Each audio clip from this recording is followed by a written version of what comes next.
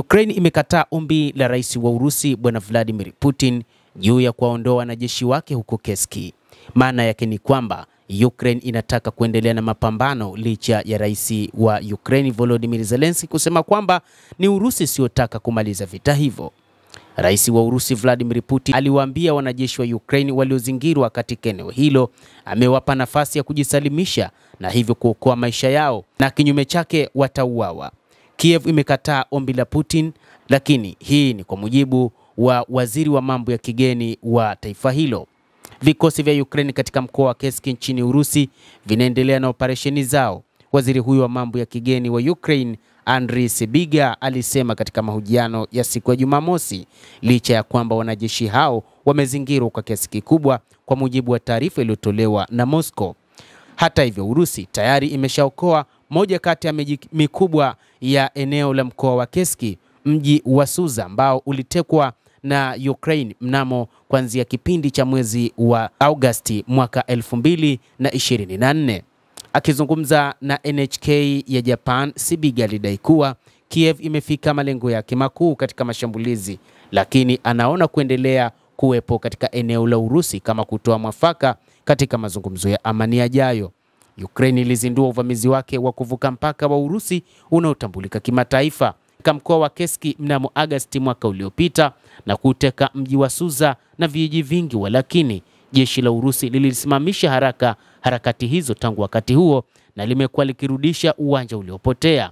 Hadi sasa mji wa Suza upo katika mamlaka ya Warusi na baadhi ya shughuli za kimaendeleo zinaendelea, ikiwa ni pamoja na uchimbaji wa madini katika eneo hilo. Mkuu wa jeshi la Urusi Valery Gerasimov alisema Jumatano kwamba 86% ya ardhi iliyokuwa ikikaliwa na vikosi vya Ukraine tayari ipo chini ya mamlaka yao na imechukua tena eneo hilo na kuwaacha wanajeshi waliobaki wakizingirwa na kutengwa.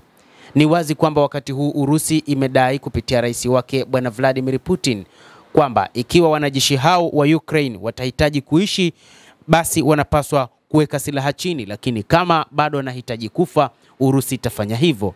Kama ilivyotangazwa rasmi na Jenerali Alexander Syrskyi, tunaendelea na operesheni katika mkoa wa Kursk na tutaendelea kufanya hivyo, Bwana Sybiga alisema, akisema kwamba hapo tayari kukubaliana na kile ambacho Bwana Putin anakitaka.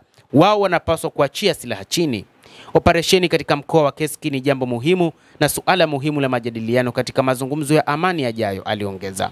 Hatima ya wanajeshi wa Ukraine wanaopigana huko Kursk ilishughulikiwa na rais wa Urusi Bwana Putin mapema wiki iliyopita. Akizungumza katika mkutano na waandishi wa habari siku ya Alhamisi, alisema kuwa yuko tayari kwa wazo la kusitisha vita kwa siku 30 ambalo limependekezwa na Washington na Kiev katika mazungumzo yao ya hivi majuzi nchini Saudi Arabia, lakini amesisitiza kwamba suala la vikosi vya uvamizi miongoni mwa mengine lazima litatuliwe kabla Moscow kukubaliana. Siku ya Ijumaa ya wiki iliyopita, rais wa Marekani Trump alikiri kwamba maelfu ya wanajeshi wa Ukraine wamezingirwa kabisa na majeshi ya Urusi katika hali mbaya sana na hatari katika mkoa wa Kursk na kuitaka Moscow kuokoa maisha yao. Katika kujibu hilo, Putin aliwapa wanajeshi hao uhakika wa usalama na matibabu ya rehema ikiwa watajisalimisha. Wakati huo huo, Kiev imekanusha vikali kwamba vikosi vyake katika mkoa wa Kursk havijazingirwa. Katika chapisho kwenye Telegram siku ya Jumamosi, kiongozi wa Ukraine Bwana Zelensky alikiri kwamba hali katika eneo hilo ni ngumu kwa Ukraine, lakini akasema kwamba hakuna kuzingirwa kwa askari wetu, alisema Bwana Zelensky. Endelea kutufuatilia mtazamaji, bila kusahau kulike, kucomment na kusubscribe channel hii. Mimi ni Adam Hussein, endelea kuwa nasi.